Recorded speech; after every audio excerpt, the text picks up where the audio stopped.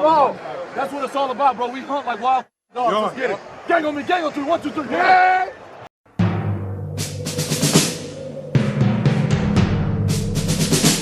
The autumn wind is a pirate, blustering in from sea.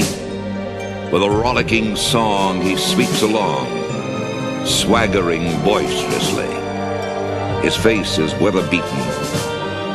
He wears a hooded sash, with a silver hat about his head, and a bristling black mustache. He growls as he storms the country, a villain big and bold. And the trees all shake and quiver and quake as he robs them of their gold. The autumn wind is a raider, pillaging just for fun. He'll knock you round and upside down and laugh when he's conquered and won. Here we are, almost to the end of another painful season we've had to endure.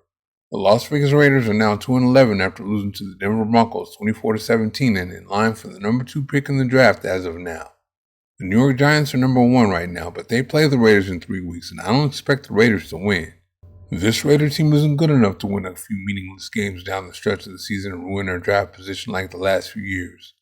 Put that together with what Indiana quarterback Fernando Mendoza did Saturday against Ohio State, and it appears he and the Raiders are destined to come together.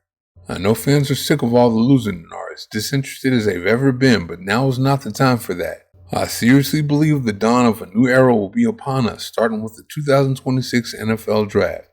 Mendoza showed he's the best quarterback and player of the NFL Draft on Saturday, and the Raiders would get the best player on the board in round 1 for the 3rd time in a row by picking him. Then with the young players we saw Sunday, there will be some guys the Raiders can develop along with Mendoza. There are absolutely no doubts in my mind that Mendoza is the guy to lead the Raiders into a new era. He has the right skill set and he's the right culture fit. As far as skill set goes, he has a big arm, he's accurate, and has not good but great pocket presence. He knows how to slide around the pocket and get the pass off, and when the pocket completely breaks down, Mendoza isn't Lamar Jackson or Jaden Daniels, but he's a good athlete that can escape the pocket and either pick up some yards on the ground or throw the ball down the field on the run for a completion. Neither his arm nor his athleticism are his superpower though. Mendoza's superpower is his mind. He processes information quickly before and after the snap, so he won't get sacked as much as current quarterback Geno Smith, who takes too long to process. Culture-wise, he's a tough kid that balled at Cal despite the beating he took. He threw for 3,004 yards, 16 touchdowns, and 6 interceptions while getting sacked a whopping 41 times in 11 games. If you watched Indiana-Ohio State, I'm sure you saw all the heat Ohio State put on Mendoza, and he didn't flinch even a little bit. There's concern about the offensive line protecting Mendoza, but worry not. When left tackle Colton Miller is healthy and Jackson Powers Johnson is healthy and playing center, they can protect the passer and run block a whole lot better. The Raiders have free agency plus the 2nd and 3rd rounds of the draft to address that offensive line. They have a guy that looks like he's developing at right guard too. Caleb Rogers got a small amount of snaps in his first start last week and was the Raiders' highest graded offensive lineman according to Pro Football Focus. I don't always agree with their grades, but in this case, the grade matched the tape.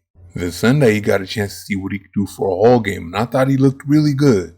Pro Football Focus agreed too, as he was the 2nd highest graded offensive lineman. According to the analytics organization, in 41 pass blocking snaps, he didn't allow a single pressure or sack. Rogers was a tackle at Texas Tech, so his pass blocking is there. He was also good in the run game as he blocked well in the zone blocking scheme as well as the power gap scheme running the ball. That's big because we don't know what kind of scheme the Raiders are running next year. There won't be any shortage of weapons to help Mendoza either. You can see early in the game Sunday that if you give running back Ashton Jeanty a little room, he can do something. The 2025 number 6 overall pick will take a lot of pressure off him running the ball behind a better offensive line. It's really not hard to put together a better offensive line than the one that's blocking for him right now. It just got fumbled by this coaching staff in training camp by moving Powers to guard and moving Jordan Meredith to center, and it was all downhill from there. Jeanty doesn't need the best offensive line in the NFL to be effective. It just can't be horrible. He's averaging 3.5 yards per carry, and 3 of them are after contact.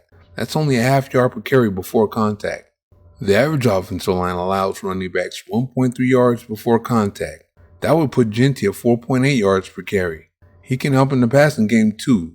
He's a good check down option and down the field weapon in the passing game. If quarterback Geno Smith was accurate, Jeanty would have made a big play in the passing game Sunday. As it is, Jeanty leads all rookies in yards from scrimmage. Then there's tight end Brock Bowers, who's already widely regarded as the best tight end in the NFL. At least as a pass catcher he is. Bowers had one of the Raiders' 2 touchdowns yesterday, and he had 4 catches for 46 yards on 5 targets on the day. I think it's criminal for Bowers to have only 5 targets in a game. There especially shouldn't be a guy on the team that has more. Bowers is the only offensive or defensive player on the team that made All-Pro last year. Speaking of last year, one good thing that Aiden O'Connell and Gardner Minshew did was get him the ball. This year, Geno Smith seems not to be able to. Why? You can't say it's because Smith hasn't developed chemistry with them yet. Bowers was just a rookie last year, so that was only his first year with O'Connell and Minshew. I'll tell you what it is. Smith doesn't see the field very well. Sure, there are times that the defense does what they have to do to take Bowers away, but Smith often doesn't see Bowers when he's wide open, and it's more than just him. He doesn't see other receivers when they're open. There are also times that he sees them too late. That means he's not processing fast enough. Speaking of the other receivers, Jack Bech looks like he's going to help as a possession receiver. The 2nd round pick isn't a blazer, but he's a solid route runner with great hands and body control. He started getting more time on the field once Kelly was fired. I wonder if there's something to that. Bech led the Raiders yesterday with 6 catches on 6 targets for 50 yards. I liked Tyler Lockett when he was with the Seattle Seahawks, but I really don't see where the Raiders have any use for him right now. When you pick a guy in the 2nd round, you got to give him a chance to develop and see what he can become, especially when you're in the midst of a lost season like this one is. Therefore, he should get more targets down the home stretch of the season. So should Dante Thornton, who looked like a star in training camp but got put on the bench once he got in games and started making rookie mistakes. I think both those guys, along with Tucker and Shedrick Jackson, who got called up from the practice squad to catch a 25-yard touchdown pass, have a bright future with Mendoza. They need to play more now, though. The Raiders need to develop those guys as much as they can before Mendoza even gets here. Rookie corner Darian Porter looked good Sunday, too. This is about the young help Mendoza is going to get on offense, but I had to mention Porter. Many want to make it sound like Mendoza would be coming to a team with nothing to work with at all, but that's not the truth. The coaching staff here has made it look that way, but after so many injuries, they're getting a chance to play, and they look pretty good. The Raiders got to get some coaches in there that can develop these guys, though. I don't know what the Raiders are going to do with Carroll, but a new offensive staff is a must. Hopefully they develop with some experience and the Raiders inch closer to the number 1 overall pick and get Mendoza. They got to get that kid. Thank you for watching. See you next time.